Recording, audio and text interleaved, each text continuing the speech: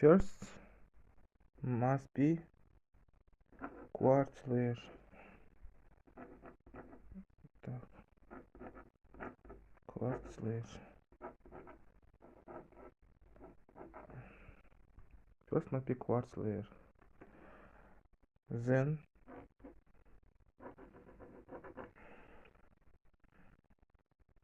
carbon nanotube layer.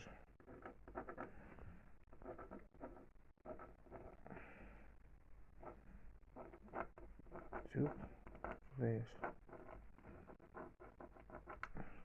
First must be quartz layer, then carbon nanotube.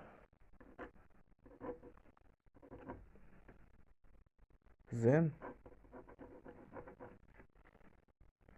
titanium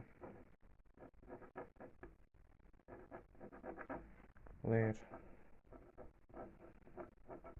Then first must be quartz layer, then carbon nanotube layer, then titanium layer.